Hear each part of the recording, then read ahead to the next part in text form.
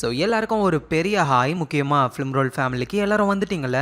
இன்னைக்கு வந்து நம்ம ஒரு வேற லெவல் ஹாரர் மிஸ்ட்ரி சீரீஸை பார்க்க போகிறோம். மொத்தமாகவே 7 எபிசோடு தான். இந்த ஒரே வீடியோலேயே ஃபுல்லாக நம்ம பார்த்துடலாம். ஸோ இந்த சீரீஸோட ஒன்லைன் என்ன அப்படின்னா, மக்கள் தொகை கம்மியாக இருக்கிற ஒரு தீவு ஒன்று. அந்த தீவில் இருக்கிற மக்கள் எல்லோருக்குமே கடவுள் நம்பிக்கை அதிகமாக இருக்கு. ஒரு நாள் அந்த ஊரில் இருந்த பாஸ்டர் காணாமல் போயிடுறாரு. அதனால புது பாஸ்டர் ஒருத்தர் வராரு. அவர் வந்ததுக்கு அப்புறம் இந்த தீவில் நடந்த நம்ப முடியாத விஷயங்கள் தான் இந்த சீரீஸோடைய முழு கதையே. ஸோ கண்டிப்பாக உங்கள் டைமுக்கு ஒர்த்தான கதை. அதனால வீடியோவை முழுசாக பாருங்க. நீங்கள் பார்த்துக்கிட்டு இருக்கிறது ஃபிலிம் ரோல். யாரெல்லாம் சப்ஸ்கிரைப் பண்ணலையோ மறக்காம சப்ஸ்கிரைப் பண்ணி உங்கள் சப்போர்ட்டை கொடுங்க. ஸோ இன்னைக்கு நம்ம 2021 வருஷத்தில் ரிலீஸ் ஆன மிட் நைட் மாஸ்ன்ற ஒரு ஹாரர் மிஸ்ட்ரி சீரீஸோடைய கதையை தான் முழுசாக பார்க்க போகிறோம்.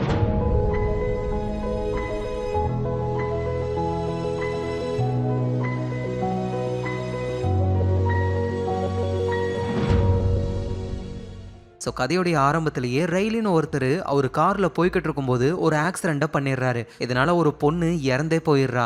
ரெய்லிக்கும் நம்ம பண்ணது தப்பு அப்படின்னு தோணுது. ஏன்னா இவர் ஒரு பாட்டில் குடிச்சிட்டு தான் வண்டியை ஓடிட்டு வந்திருக்காரு. ஸோ நம்மளால தான் அந்த பொண்ணு இறந்து போயிட்டா அப்படின்னு செஞ்ச தப்பை கோர்ட்டில் ஒத்துக்கிட்டு கோர்ட்டும் இவருக்கு 4 வருஷம் ஜெயில் தண்டனையை கொடுக்குறாங்க. ஸோ ரெய்லி ஜெயிலில் இருக்கும்போது கூட அவரால் இறந்து போன அந்த பொண்ணுடைய உருவம் அவர் கண்ணுக்கு தெரிகிற மாதிரிலாம் தோணுது. ஒரு கில்ட்டோடவே அவர் வாழ்ந்துகிட்டு இருக்காரு. இப்படியே 4 வருஷங்கள் கடந்து போகுது. சோ அவ்வளவுதான், ரெய்லி ரிலீஸ் ஆக போறாரு. அவருடைய சொந்த ஊருக்கே போக போறாரு. ரெய்லியுடைய சொந்த ஊர் என்ன அப்படின்னா ஒரு தீவு தான். அதோட பேரு கிராக்கெட் ஐலாண்ட். இப்ப அந்த தீவுல மொத்தமாவே வாழ்றது 127 பேர் மட்டும்தான். சோ நம்ம ரெய்லி ரிலீஸ் ஆக போறாரு. அதனால ரெய்லியோடைய அம்மாவும் அப்பாவும் ரொம்ப சந்தோஷமா இருக்காங்க. ரெய்லிக்கு ஒரு பிரதரும் இருக்காரு. அவரு பேர் வந்து வாரன். ஆனா இந்த வாரனுக்கு வந்து ரெய்லி ரிலீஸ் ஆகி வரத்துல எல்லாம் பெருசா இன்ட்ரெஸ்டே இல்ல. நான் போயிட்டு வரேன் அப்படின்னு அவரோட ஃப்ரெண்ட்ஸ் ஒரு 2 பேர் அவனுங்க கூட சேர்ந்துக்கிட்டு ஒரு ஆள் கிட்ட இருந்து போதை பொருளை வாங்கி அதை யூஸ் பண்ணலாம் அப்படின்னு 3 பேரும் போறாங்க. போற வழியில இவங்களோட ஃப்ரெண்டு ஒரு பொண்ணு. அந்த பொண்ணோட பேரு லீசா. அந்த பொண்ணால நடக்க முடியாது, வீல் சேர்லயே தான் இருப்பாங்க.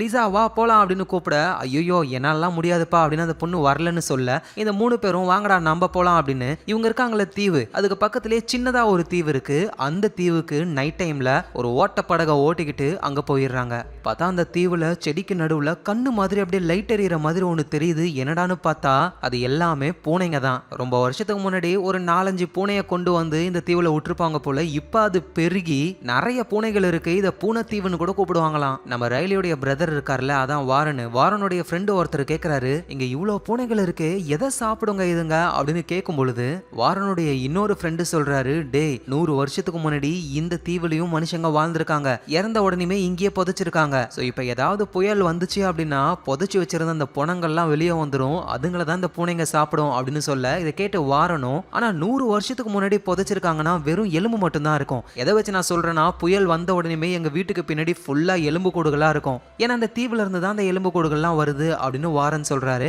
ஸோ அப்படியே பேசிக்கிட்டே இவங்க எல்லாருமே அந்த தீவுல உட்காந்து சரக்கு அடிக்கிறாங்க, போதை பொருள் எல்லாம் யூஸ் பண்றாங்க. ஸோ அப்ப சடனா ஏதோ ஒரு மான்ஸ்டர் மாதிரி ஒண்ணு அங்க தெரியுது. அதை பார்த்து பயப்படுறாங்க. ஆனா அதுக்கப்புறமா மேபி அது பூனையா தான் இருக்கும், இது எல்லாமே நம்ம மனப்பிராந்தின்னு ஃப்ரீயா விட்டுறாங்க. ஸோ அடுத்த நாள் ஆகுது. இந்த தீவுல ஒரு பாஸ்டர் இருக்காரு. அவரோட வீட்டுக்கு யாரோ ஒருத்தவங்க உள்ள வராங்க, ஒரு பெரிய பெட்டியை தள்ளிக்கிட்டே. அதுக்கப்புறமா அந்த பெட்டியை ஓபன் பண்றாங்க. சோ அது யாரு என்ன பண்றாங்கன்னு இப்ப நமக்கு எதுவும் தெரியாது. சோ ஜெயில இருந்து ரெய்லி ரிலீஸ் ஆகி கப்பல் மூலியமா இந்த தீவுக்கு வந்துட்டாரு. அவரை வெல்கம் பண்றதுக்காக அம்மா இருக்காங்க. சோ 2 பேருமே ரொம்ப சந்தோஷப்படுறாங்க. அந்த இடத்துக்கு ஒரு லேடி வராங்க. அவங்களோட பேரு பெவ். இந்த தீவுல இருக்கிற ஒரு சர்ச்சோடைய முக்கியமான மெம்பர்ஸ்ல ஒருத்தங்க. சோ அவங்க வந்து நம்ம ரெய்லி வந்தாருல ஒரு ஷிப், அந்த ஷிப்போடைய கேப்டன் கிட்ட, எங்க ஊருடைய பாஸ்டர் கொஞ்ச நாளா காணோம், அவர் உங்க ஷிப் மூலியமா எதுவும் வெளியே போனாரா அப்படின்னு கேட்க, இல்லையே நான் பாஸ்டரை பார்க்கவே இல்லை அப்படின்னு அந்த கேப்டனும் சொல்றாரு. சரின்னு இங்க இருந்து ஊருக்குள்ள நடந்து போக ஆரம்பிக்கிறாங்க. நம்ம ரெய்லியும் அவங்க அம்மாவும் பின்னாடியே பெவும் வந்துகிட்டு இருக்காங்க. அந்த தீவுல ஒரே ஒரு ஹாஸ்பிட்டல் தான் இருக்கு. அந்த ஹாஸ்பிட்டலுடைய டாக்டர் சாரா, நம்ம வந்து டாக்டர்னே கூப்பிடலாம். ஸோ டாக்டர் கிட்ட வந்து எரின் அப்படின்ற ஒரு பொண்ணு, அவங்க பிரெக்னெண்டா இருக்காங்க. அதோட இந்த தீவோடைய டீச்சரும் அவங்க தான். ஸோ அவங்க குழந்தை எப்படி இருக்கு அப்படின்னு டெஸ்டிங்க்கு வந்திருக்காங்க. ஸோ டாக்டரும் செக் பண்ணி பார்த்துட்டு குழந்தை நார்மலா தான் இருக்கு அப்படின்னு சொல்றாங்க. ஸோ எரின் அங்க இருந்து கிளம்பலானும் பொழுது விண்டோ வழியா வெளியே பார்க்கும்போது தான் நம்ம ரெய்லியும் அவங்க அம்மாவும் நடந்து வரத பாக்குறாங்க. ஆக்சுவலா நம்ம ரெய்லியும் இந்த எரின்ன்ற பொண்ணும் சின்ன வயசுல இருந்தே ஃப்ரெண்ட்ஸ். ஸோ எரினுக்கும் ரெய்லி இன்னைக்கு தான் ரிலீஸ் ஆயிருக்கான் அப்படின்ற விஷயம் தெரிய வருது. சடனா ஏதோ ஒரு சவுண்டு, என்னடான்னு பார்த்தா டாக்டருடைய அம்மா இருக்காங்க. ஸோ அவங்க டாக்டர் கிட்ட, என்னோட ரூம் மேல தானே இருந்தது, கீழே இருக்கு இப்போ அப்படின்னு கேட்க, டாக்டரும், அம்மா மேல இருந்து நீங்க கீழே விழுந்துட்டீங்கம்மா, இடுப்புல அடிபட்டுடுச்சு, இனிமே உங்க ரூம் மாடியில வேணா கீழேயே இருங்க அப்படின்னு சொல்றாங்க. ஸோ ஹாஸ்பிட்டலுக்கு வெளியே நம்ம ரயிலையும் அவங்க அம்மாவும் நடந்து போறாங்கல்ல, நடந்து போய்கிட்டே இருக்கும்போது தான் போலீஸ் ஸ்டேஷனும் வருது. அங்க ஷெரீஃப் இருக்காரு. ஷெரீஃபும் நம்ம ரயிலுடைய அம்மாவை பார்த்து, என்னம்மா இதுதான் உங்க பையனா ரயிலியா? ஆமா ஆமா என் பையன் ரிலீஸ் ஆயிட்டான் அப்படின்னு சந்தோஷமா அவங்க கூட்டிட்டு போய்கிட்டு இருக்காங்க. இந்த ஷெரீஃப் இருக்காருல, அவரு போலீஸ் ஸ்டேஷனுக்குள்ள லாக்அப்புக்கு போறாரு. பார்த்தா அங்க ஒருத்தரை பிடிச்சி வச்சிருக்காரு போல. அந்த ஆளு எழுந்த உடனேயுமே, என்ன எதுக்கு அரெஸ்ட் பண்ணி வச்சிருக்கீங்க?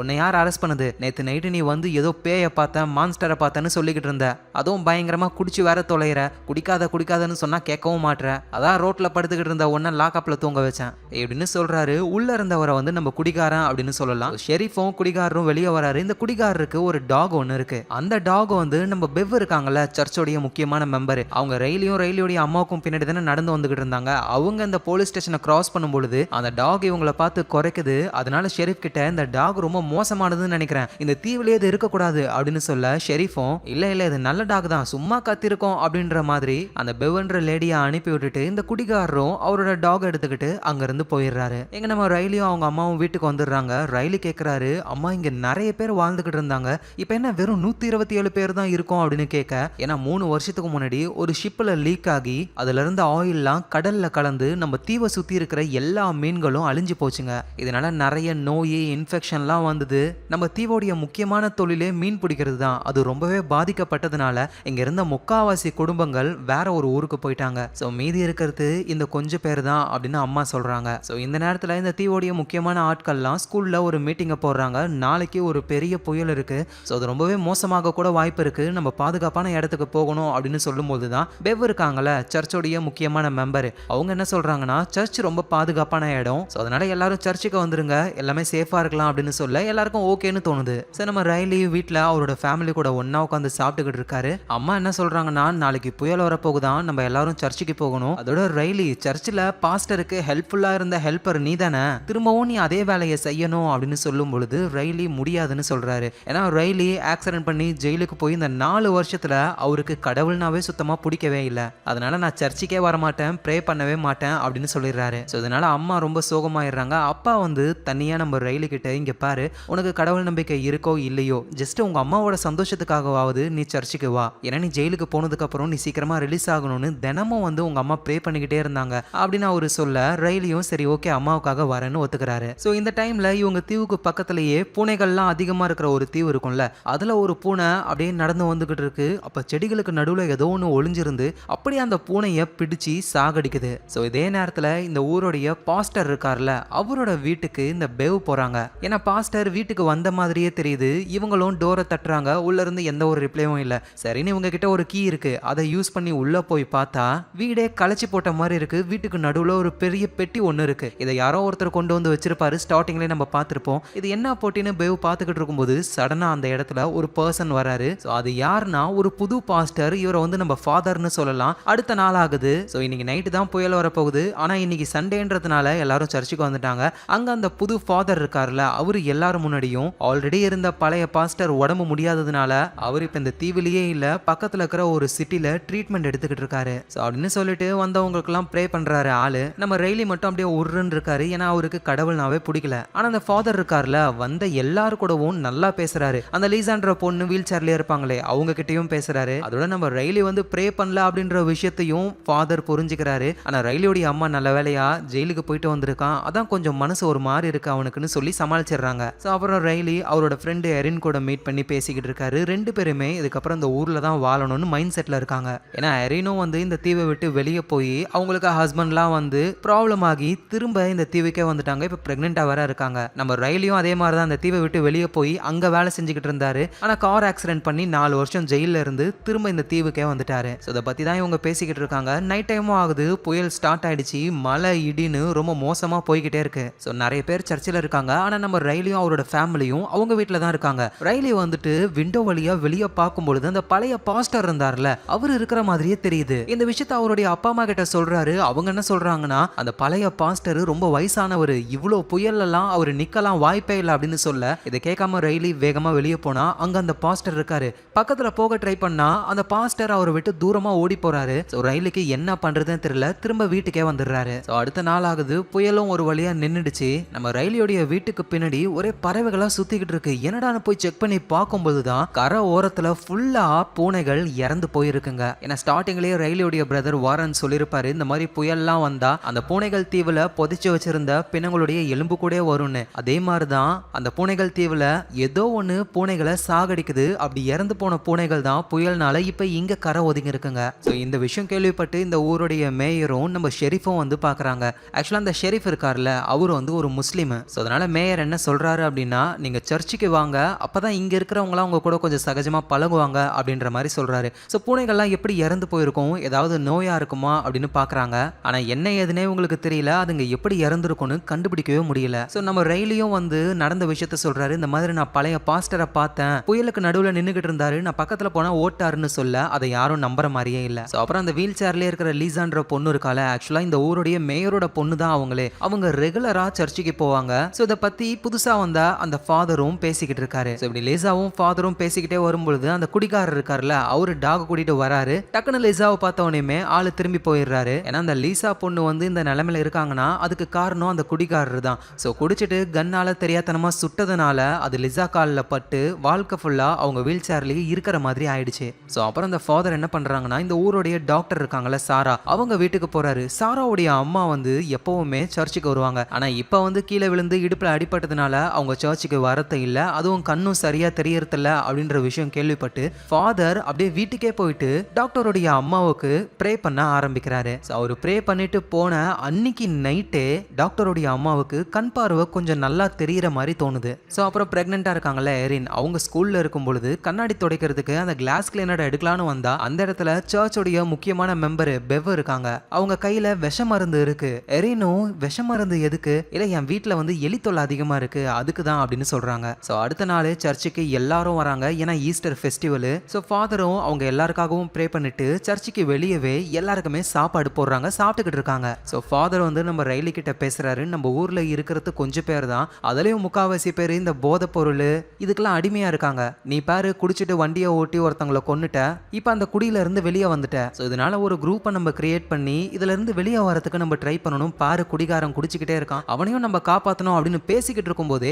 அந்த குடிகாரர்கிட்ட ஒரு டாக் இருக்கும்ல, அது திடீர்னு இறந்து போகுது. என்னடான்னு செக் பண்ணி பார்த்தா அதுக்கு யாரோ பாய்சன் வச்சுட்டாங்களாம். இதை கேட்ட உடனே எரினுக்கு பெவ் மேலதான் டவுட் வருது. ஏன்னா அவங்க தான் கையில பாய்சன் வச்சுக்கிட்டு இருந்தாங்க, கேட்டா எலிக்குன்னு சொன்னாங்க. அதோட இவங்களுக்கு அந்த டாகை பிடிக்கவும் பிடிக்காது. ஸோ இவங்க தான் கொண்டு இருக்கணும் அப்படின்னு எரினுக்கு ஒரு டவுட் வருது. பட் ஆனால் அதை ஓப்பனா சொல்லல. இந்த டவுட் எரினுக்கு மட்டும் கிடையாது, நம்ம ஷெரீஃபுக்கும் தெரிய வந்து போய் விசாரிக்கிறாரு. பெவ் ஒத்துப்பாங்களா, அப்படியே ஆளு பேசி சமாளிக்கிறாங்க. ஸோ சாலிடா எவிடன்ஸ் கிடைச்சதுன்னா பெவ்வை தூக்கி உள்ள வச்சிடலாம். அந்த குடிகாரரும் நம்புறாரு, பெவ் தான் எல்லாத்துக்கும் காரணம், அவ தான் அதை பண்ணிருப்பா அப்படின்னு. ஸோ நம்ம ரயிலி அவருடைய அப்பா பிரதர்னு கடல்ல மீன் பிடிக்க போறாங்க. முன்னாடிலாம் நிறைய மீன்கள் மாட்டும், இப்ப கொஞ்சம் மீன் தான் இருக்கு. இது எல்லாத்துக்கும் காரணம் அந்த ஆயில் வந்து லீக் ஆனது தான். ஸோ நைட் டைம் ஆகுது. ஃபாதர் கிட்ட நம்ம ரயிலி தனியா பேச ஆரம்பிக்கிறாரு. என் லைஃபே ரொம்ப மோசமா போயிடுச்சு, எனக்கு கடவுள் இருக்காரு அப்படின்ற நம்பிக்கையே சுத்தமா இல்ல தெரியுமா. கடல்ல ஆயில் கொட்டி நம்ம தீவே மோசமான நிலைமைக்கு போயிடுச்சு. இதனால அந்த கம்பெனி கிட்ட இருந்து கவர்மெண்ட் நிறைய பணத்தை கொடுத்தாங்க. அந்த பணத்தை வாங்கிக்கிட்டு சர்ச் தான் டெவலப் ஆகுதே தவிர எங்க வாழ்க்கை டெவலப் ஆகல அப்படின்ற மாதிரிலாம் சொல்றாரு. இதை கேட்டு ஃபாதரும் ரயிலிய சமாதானப்படுத்திக்கிட்டு இருக்காரு. இந்த நேரத்துல எரின் இருக்காங்கல்ல, அவங்க வீட்டுல இருந்து பார்க்கும் பொழுது ஏதோ ஒரு உருவம் தெரிகிற மாதிரியா அவங்களுக்கு தோணுது. சரின்னு அப்புறம் ரெஸ்ட் ரூம் போனா அவங்களுக்கு ரத்தம் வருது. உடனே டாக்டர் சாராவை போயிட்டு பாக்குறாங்க. அவங்க செக் பண்ணி பார்த்துட்டு இல்ல, குழந்தைலாம் நார்மலா தான் இருக்கு, எந்த பிரச்சனையும் இல்லைன்னு சொல்றாங்க. நம்ம எரின் மாதிரியே நம்ம டாக்டருடைய அம்மா ஒருத்தங்க இருக்காங்கல்ல, அவங்க கண்ணுக்கும் விண்டோல ஏதோ ஒரு உருவம் தெரியுது. டாக்டரும் போயிட்டு அம்மா இது உங்க கற்பனமா, வேற எதுவும் இல்ல அப்படின்ற மாதிரி சமாதானப்படுத்துறாங்க. ஸோ இந்த ஊரை சேர்ந்த ஒருத்தர் நைட்ல அப்படியே நடந்து வந்துகிட்டு இருக்காரு. ஒரு பால் அடைஞ்சு போன வீடு மாதிரி இருக்கு. அந்த வீட்டுல இருந்து என்னமோ சவுண்ட் வர இவரும் என்னன்னு உள்ள போய் பார்த்தா ஏதோ ஒரு உருவம் வந்து இவரை பிடிச்சி உள்ள கொண்டு போயிடுது. அவ்வளவுதான், அவருக்கு என்ன ஆச்சுன்னே தெரியல. ஸோ அடுத்த நாள் ஆகுது. சர்ச்சுக்கு ஐலாண்டு மக்கள் நிறைய பேர் வராங்க. அதுல லிசான்ற பொண்ணும் வரா. இந்த ஃபாதர் என்ன பண்றாருன்னா, லிசா நீ இங்கேயே உட்காந்துக்கிட்டு இருக்க கூடாது, மேல வந்து இதை என்கிட்ட இருந்து வாங்க பார்க்கலாம் அப்படின்னு சொல்ல அங்க இருக்கிறவங்களாம் ஃபாதர் ஒரு மாதிரி பேசுறாங்க. ஏன்னா லிசாவால நடக்கவே முடியாது, ஏன் இந்த மாதிரி பண்றீங்க அப்படின்னு கேட்க சடனா பார்த்தா லிசா எழுந்து நடந்து வந்து ஃபாதர் கிட்ட இருந்து அந்த பொருளை வாங்குறாங்க. பாக்குற எல்லாருமே அப்படியே ஷாக் ஆகுறாங்க. ஆனா இந்த ஃபாதர் இருக்காருல, திடீர்னு வெளியே போறாரு. பின்னாடியே பெவ்வும் வராங்க. என்னடான்னு பார்த்தா இந்த ஃபாதர் ரத்த வாந்தி எடுக்கிறாரு. பெவ்வும் ஃபாதர் உங்களுக்கு ஏதாவது ஹெல்ப் வேணுமா அப்படின்னு கேட்கும் பொழுது இல்ல அதெல்லாம் ஒண்ணும் வேணாம் அப்படின்னு ஃபாதர் சொல்றாரு. இங்க எழுந்து நடந்த லிசாவை கூட்டிட்டு டாக்டர் கிட்ட போறாங்க. அவங்க செக் பண்ணி பார்த்துட்டு லிசாவுக்கு எந்த ஒரு ப்ராப்ளமும் இல்ல, நல்லா நடக்கலாம் அப்படின்னு சொல்றாங்க. அதோட நம்ம டாக்டர் சாராவுடைய அம்மா இருக்காங்களா, வயசானவங்க, அவங்க மாடிப்படிலாம் ஏறுறாங்க. அம்மா உன்னால எப்படிமா ஏற முடியுது அப்படின்னு கேட்க எனக்கு என்னன்னே தெரியலம்மா, என்னோட பழைய சக்திலாம் திரும்ப வந்த மாதிரி இருக்கு, நான் ரொம்ப நல்லா இருக்கேன் அப்படின்னு சொல்றாங்க. ஸோ அடுத்த நாளே லிசா வந்து ஸ்கூலுக்கு அவங்களே நடந்து போறாங்களா, அந்த ஊரே அப்படியே ஷாக்ல இருக்காங்க.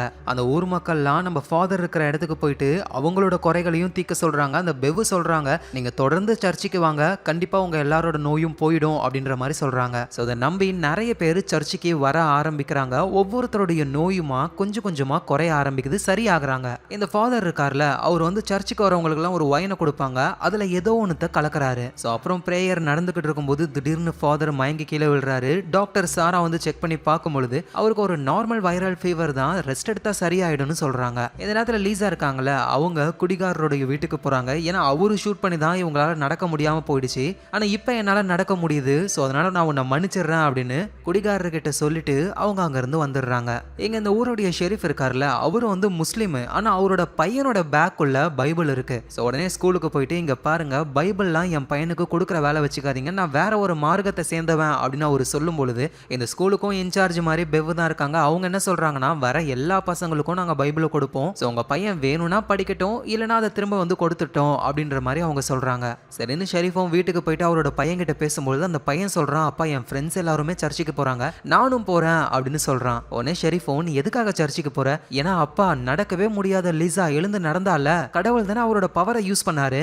இங்க பாருடா, கடவுள்லாம் பவரை யூஸ் பண்ணல, இது எல்லாமே நேச்சர் தான். சரி, லிசா எழுந்து நடந்தா உன் அம்மா ஏன் பொழைக்கவே இல்லை, கேன்சர்ல இறந்து போயிட்டாலே, நம்மளும் கடவுள் எல்லாம் வேணும் தானே. ஸோ அதனால நான் சொல்ற விஷயத்த புரிஞ்சுக்கோ, கடவுளால நம்ம வாழ்க்கையில நல்ல விஷயங்கள்லாம் நடக்கல, நம்ம வாழ்க்கையில நம்ம நல்ல விஷயங்கள் பண்ணணும், நல்லவங்களா இருக்கணும்ன்றதுக்காக கடவுளை நம்ம வேண்டுறோம். ஸோ எந்த ஒரு விஷயமும் ஒரு அளவுக்கு தான், நம்பிக்கை கூட ஒரு அளவுக்கு தான் நம்ம வைக்கணும், அதீத நம்பிக்கையும் மூட நம்பிக்கையா மாறிடும். ஸோ அப்படின்ற மாதிரி அவரோட பையனுக்கு புத்திமதி சொல்லிட்டு ஜன்னல் கிட்ட பார்த்தா அங்க ஏதோ ஒரு உருவம் மாதிரி தெரியுது. சடனா அது காணாம போகுது. ஷெரீஃப் ஒரு மாதிரி பயந்து போறாரு. ஸோ அந்த குடிகாரர் இருக்கார்ல, அவர் இவ்வளவு நாள் குடிச்சதுக்கான ரீசன் நம்மளால லிசாவுக்கு இந்த மாதிரி ஆயிடுச்சே அப்படின்ற ஒரு குற்ற உணர்ச்சி தான். ஆனா இப்ப லிசாவே வந்து மன்னிப்பு கேட்டதுனால ஸோ அவரும் நம்ம ஃபாதர் கிட்ட வந்து ரைலி கூட சேர்ந்து அந்த செஷனை அட்டென்ட் பண்றாரு திருந்துறதுக்காக. இந்த குடிகாரர் இருக்கார்ல, அவருக்கு வந்து ஒரு சிஸ்டர் இருந்தாங்க. ஆனா அவங்க வந்து மெயின்லேண்ட்ல இருந்தாங்க, அங்கேயே இறந்து போயிட்டாங்க. ஸோ அவங்க சாவுக்கு கூட இவர் போகவே இல்லை. ஸோ இந்த விஷயங்கள் எல்லாம் நம்ம ரைலி கிட்ட செஷனை முடிச்சுட்டு பேசிக்கிட்டே வராரு. இந்த நேரத்தில் நம்ம ஃபாதர் இருக்கார்ல,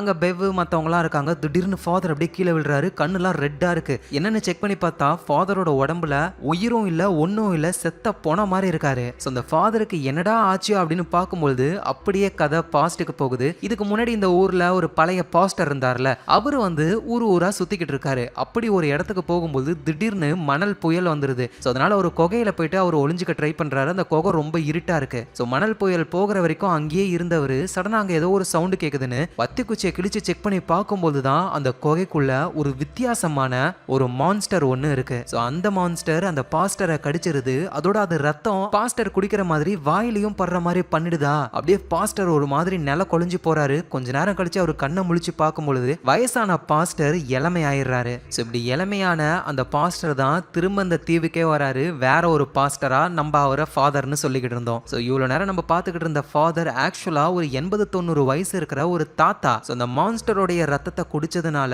ஃபாதருக்கு இருந்த பிரச்சனை என்ன, அவரு ரொம்ப வயசானவர். ஸோ அந்த பிரச்சனை சரியாகி இளமையா மாறிடுறாரு. ஸோ என்னதான் இளமையா மாறினாலும் அந்த மான்ஸ்டருடைய ரத்தம் இவரோட உடம்புலையும் கலந்துருக்கு. இந்த ஃபாதர் என்ன பண்றாருன்னா, இவரோட ரத்தத்தை எடுத்து சர்ச்சில் இருக்கிற வைன்ல கலந்து விட்டதுனால, இவரோட ரத்தத்தை குடிச்சதுனால தான் அந்த லிசான்ற பொண்ணால நடக்க முடிஞ்சது. அந்த பொண்ணோட ப்ராப்ளம் சரியாச்சு. டாக்டருடைய அம்மாவோட உடம்பும் சரியாச்சு.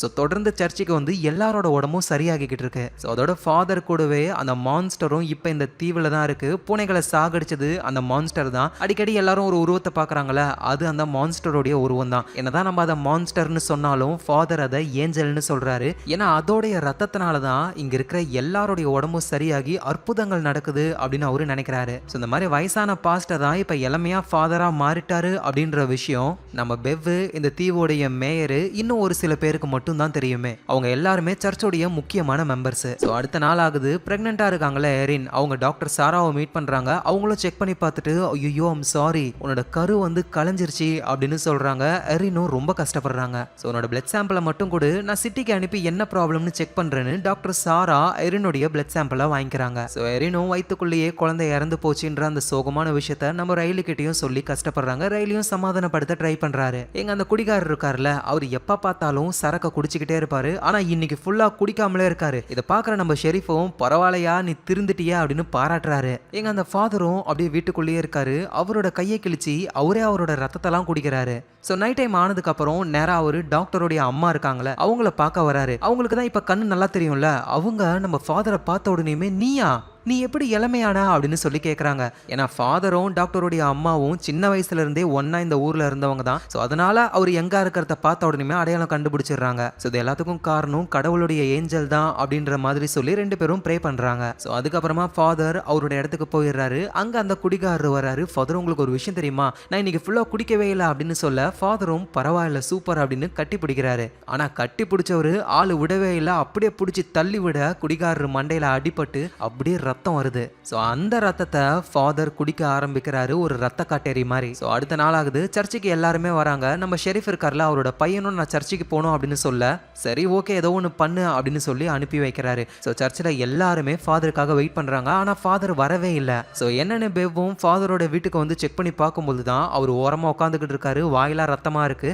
அந்த குடிகாரரு இறந்து போயிருக்காரு. ஸோ பெவ் என்ன பண்றாங்கன்னா, இதை பத்தி கவலைப்படாதீங்க, ஈஸியா நம்ம இது எல்லாத்தையும் மறைச்சிடலாம், நீங்க போயிட்டு டக்குன்னு குளிச்சுட்டு சர்ச்சுக்கு வாங்க அப்படின்னு சொல்ல இப்பதான் ஃபாதர் சொல்றாரு, என்னால வெளியே வர முடியல, வெயில் பட்டாலே என் உடம்பெல்லாம் எரியற மாதிரி இருக்குன்னு சொல்லி வீட்டுக்குள்ள லைட்டா வெயில் வருது, அதுல கைய வைக்கிறாரு. பொசுங்கி புகலாம் வர ஆரம்பிக்குது.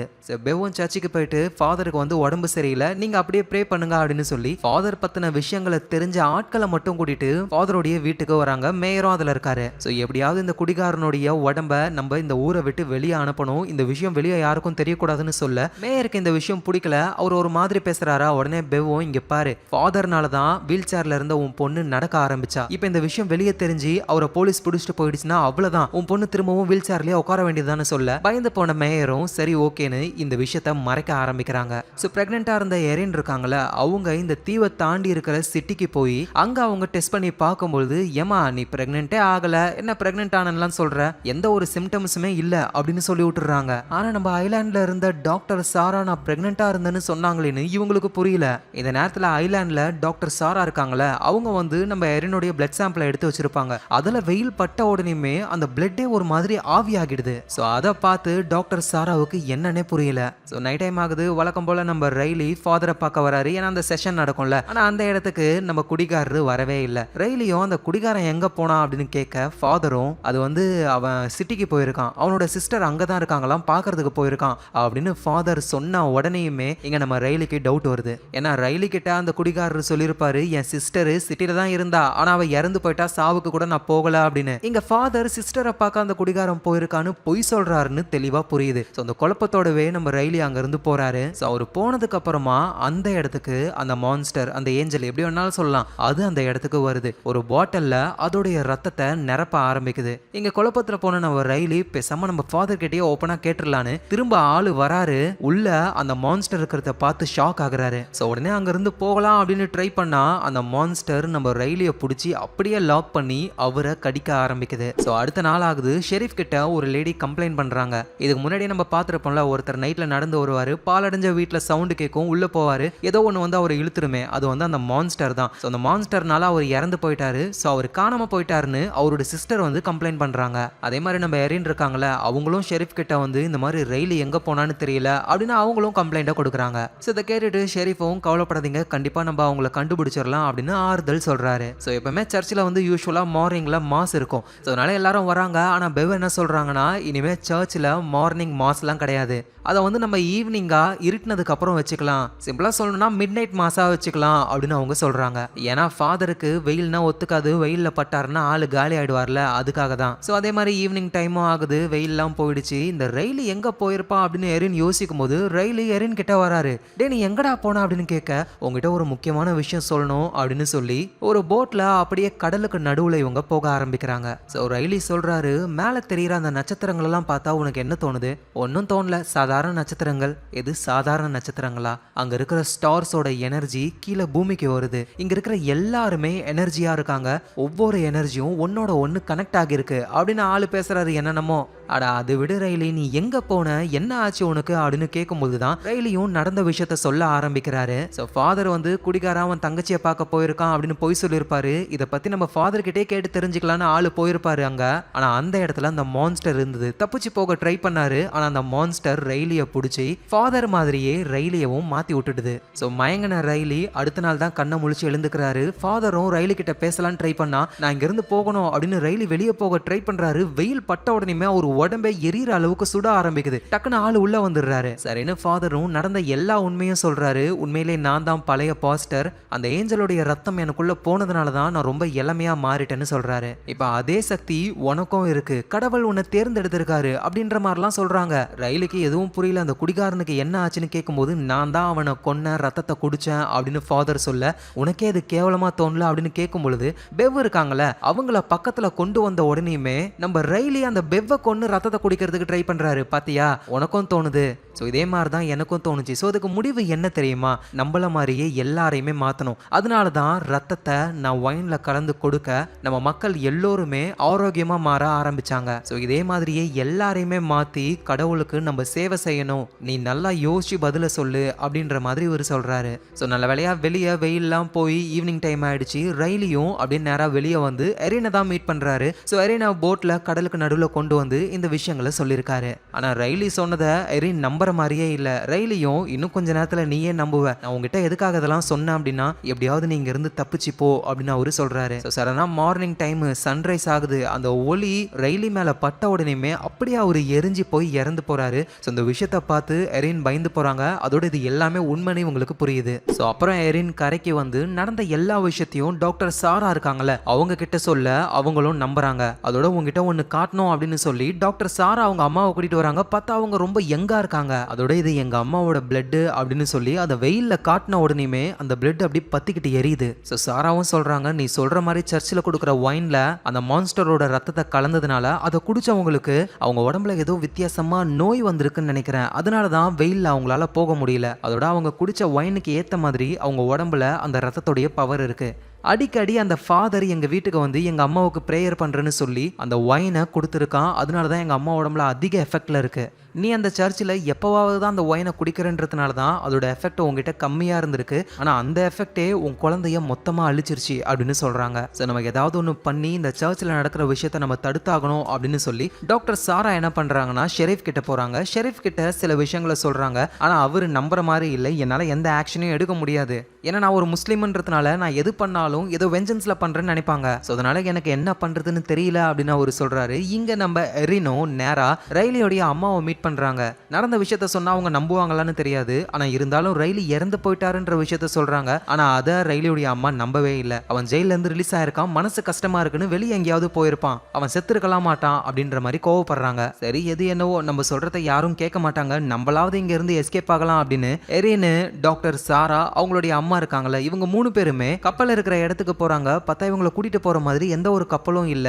இருக்கிற கப்பலும் ஃபங்க்ஷன் ஆகாது அப்படின்னு அங்க இருக்கிற ஒருத்தர் சொல்றாரு. ஏன்னா இன்னைக்கு நைட்டு ஒரு ஸ்பெஷலான விஷயம் சர்ச்சில் நடக்க போகுதான், எல்லாருமே சர்ச்சில் தான் இருப்பாங்க, நீங்களும் வாங்க அப்படின்ற மாதிரி அவரு சொல்றாரு. ஸோ நைட் டைம் ஆகுது. சர்ச்சுக்கு சில பேர்லாம் வரமாட்டாங்களே, ஆனால் எல்லாருமே வரணுன்றதுக்காக பிளான் பண்ணி மொத்தமாக அந்த ஐலாண்டில் இருக்கிற எல்லா கரண்ட்டையும் ஆஃப் பண்றாங்க. ஸோ யார் வீட்லையும் டிவி அதெல்லாம் இல்லாததுனால வெறுப்பாகி சர்ச்சுக்கு தான் வந்தாகணும். எங்க நம்ம எரின்னு டாக்டருடைய அம்மாலாம் நம்ம இங்கே இருக்கிறது வேஸ்ட், அட்லீஸ்ட் சர்ச்சுக்கு போனாவது என்ன நடக்குதுன்னு தெரிஞ்சுக்கலான்னு இவங்களும் போறாங்க. நம்ம ஷெரீஃப் இருக்கார்ல அவரோட பையன் வந்து இன்னைக்கு சர்ச்சில் ஒரு பெரிய அற்புதம் நடக்க போகுதப்பா, நான் போயே ஆகணும் அப்படின்னு சொல்றான். சரி ஓகே நானும் வரேன் அப்படின்னு ஷெரீஃபும் வராரு. ஏன்னா ஆல்ரெடி நம்ம டாக்டர் சாரா வந்து சொல்லியிருப்பாங்க, அதை எதையுமே ஒரு நம்பியிருக்க மாட்டாரு. ஸோ அந்த சர்ச்சில் என்னதான் நடக்குதுன்னு பார்க்கலான்னு இவரும் போக ஆரம்பிக்கிறாரு. ஸோ டெக்னிக்கலா இப்போ இந்த தீவில் இருக்கிற எல்லாருமே அந்த சர்ச்சுக்கு போறாங்க. ஸோ அங்க அந்த ஃபாதர் இப்போ அந்த மக்கள் எல்லாருக்கிட்டையும் உண்மையை போட்டு உடைச்சிடுறாரு. நான் தான் உங்களுடைய முன்னாள் பாஸ்டர், ரொம்ப வயசான கிழவனா இருந்தேன், ஆனா இப்போ இளமையாயிட்டேன். இது எல்லாத்துக்கும் காரணம் கடவுள் தான். இந்த கடவுளுடைய ரத்தத்தை நீங்களும் குடிச்சிங்கன்னா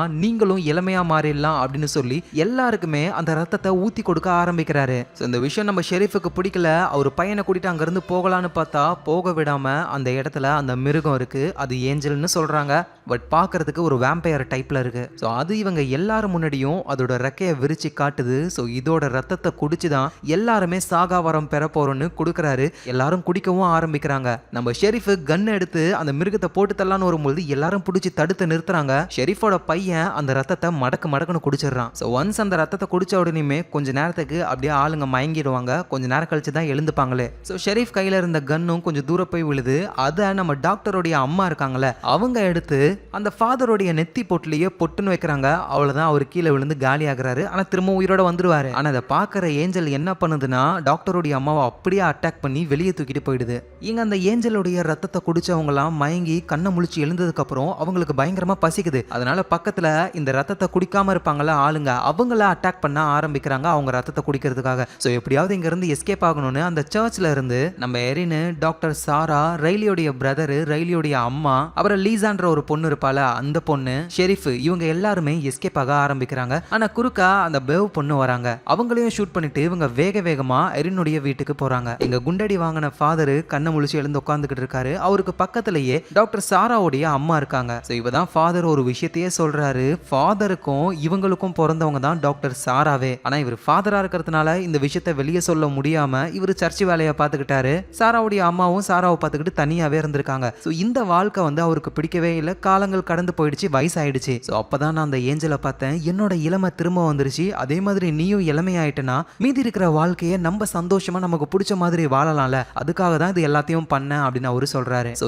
இது வந்து ஃபாதரோட பிளான். ஆனா உண்மையிலேயே அந்த ஏஞ்சல், அந்த மான்ஸ்டர் இருக்குல்ல, அதோட பிளான் என்னன்னா அதோடைய ரத்தத்தை மூலியமா உலகத்துல இருக்கிற எல்லாரையுமே அது மாதிரியே மாத்துறது தான் பிளான். நல்ல வேளையா இப்ப இவங்க வந்து ஒரு தீவுல இருக்காங்க. ஒன்ஸ் இந்த தீவுல இருக்கிற எல்லாருமே அந்த மான்ஸ்டரா மாறிட்டாங்கன்னா அடுத்தது போட்டு பிடிச்சி கரைக்கு போய் உலகத்துல இருக்கிற எல்லாரையுமே மாத்திடுவாங்க. சோ இது நடக்க கூடாது, எப்படியாவது தடுத்து நிறுத்தணும்னு எரினோட வீட்டுல இருக்கிற நம்ம எரின், ஷெரீஃப், ரைலியோடைய பிரதர், அம்மா, அப்புறம் டாக்டர் சாரா, இவங்க எல்லாருமே பிளான் போட்டுக்கிட்டு இருக்காங்க. லீசாவும் கூட தான் இருக்காங்க. சோ இப்படி இவங்க பேசிக்கிட்டு இருக்கும்போது பெவ் இருக்காங்கல்ல, அவங்க வீட்டுல நெருப்பு குண்டெல்லாம் போட்டு அடிக்கிறாங்க எல்லாரையும் காலி பண்றதுக்காக. சோ இவங்க தப்பிக்கணும் அப்படின்னா பெவ்வையும் கூட வந்தவரையும் டிஸ்ட்ராக்ஷன் பண்ணணும். அப்பதான் ரைலியோடைய அம்மா நான் பாத்துக்கிறேன், நீங்க சீக்கிரம் எஸ்கேப் ஆகி போங்க அப்படின்னு சொல்லி பெவ் கூட அப்படியே பேசிக்கிட்டே இருக்காங்க. அந்த கேப்ல நம்ம ஆளுங்களாம் எஸ்கேப் ஆயிடுறாங்க. அவங்க போனது ஒன்ஸ் தெரிஞ்ச உடனேயுமே ரைலியோடைய அம்மா அவங்களே கத்தியால குத்திக்கிட்டு இறந்து போறாங்க. இந்த மான்ஸ்டர் மாதிரியே மாறினாங்கல்ல, அவங்க விடியறதுக்குள்ள இந்த ஐலாண்டை விட்டு எஸ்கேப் ஆகி மெயின்லேண்டுக்கு போய் அங்க எல்லாருக்குமே இந்த வைரஸை பரப்பணும் அப்படின்னு ட்ரை பண்றாங்க.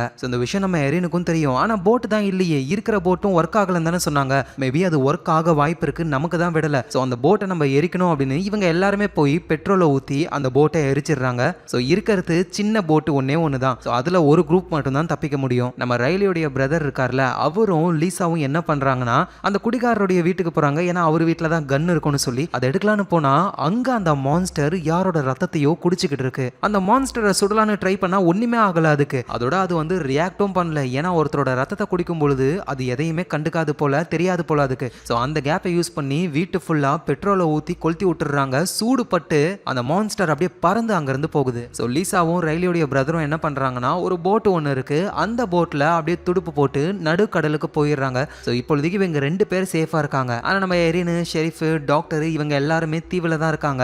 அவங்களோட முக்கியமான மோட்டிவ் என்னன்னா இங்க இருக்கிற மான்ஸ்டர்ஸ் எதுவுமே மெயின்லேண்டுக்கு போக கூடாது, இல்லனா மொத்த உலகமே அழிஞ்சிரும். சோ அதனால முடிஞ்ச வரைக்கும் இந்த தீவுல இருக்கிற எல்லா வீட்டையுமே எரிக்க ஆரம்பிக்கிறாங்க. ஏன்னா விடிஞ்சதுக்கு அப்புறம் வீட்டுக்குள்ள போய் எல்லாமே பூந்துக்கோங்கல, அதனால வீட்டெல்லாம் எரிக்க ஆரம்பிக்கிறாங்க. சர்ச்சையும் எரிக்கலான்னு டாக்டர் சாரா வந்து பெட்ரோல் எல்லாம் ஊத்திக்கிட்டு இருக்கும்போது அங்க ஃபாதர் வராரு. ஆனா அவரு தடுக்கவே இல்லை. நான் தப்பான ஒரு முடிவை எடுத்துட்டேன்னு நினைக்கிறேன், நீ பண்றது தான் சரி, இது எல்லாத்தையும் கொளுத்து, அதோட உனக்கு தெரியுமா நான் தான் உன் அப்பா அப்படின்னு இவர் சொல்லும் பொழுது பின்னாடி இருந்து ஒரு ஆளு சாராவை ஷூட் பண்ணிடுறாரு. அவ்வளவுதான், அவங்க கீழே விழுந்து உயிருக்கு போராடிக்கிட்டு இருக்காங்க. சாராவுடைய அம்மாவும் அங்க ஓடி வந்து சாராவை எப்படியாவது காப்பாற்றணும் அப்படின்னு சொல்லி அந்த ஃபாதர் என்ன பண்றாருன்னா அவரோட கையை கிழிச்சு ரத்தத்தை கொடுத்து இவங்களையும் மான்ஸ்டரா மாத்தலாம் அப்படின்னு ட்ரை பண்றாரு. ஆனா சாரா அந்த ரத்தத்தை துப்பிடுறாங்க. ஏன்னா ஒரு மான்ஸ்டரா உயிரோட இருக்கிறதுக்கு ஒரு மனுஷனா இறந்தே போகலாம் அப்படின்னு அவங்க நினைக்கிறாங்க. சோ அவ்வளவுதான், சாரா இறந்து போனாங்க. சாரா எதுக்காக இங்க வந்தாங்க, அந்த சர்ச்சை கொளுத்தணும்னு. சோ அதனால ஃபாதரும் டாக்டர் சாராவுடைய அம்மாவும் சர்ச்சை எரிச்சு விட்டுட்டு சாராவுடைய உடம்ப தூக்கிக்கிட்டு சின்ன வயசுல சாரா விளையாண்ட ஒரு இடம் பாலம் மாதிரி இருக்கும், அங்க போயிட்டு சோகமா உட்காந்துக்கிட்டு இருக்காங்க.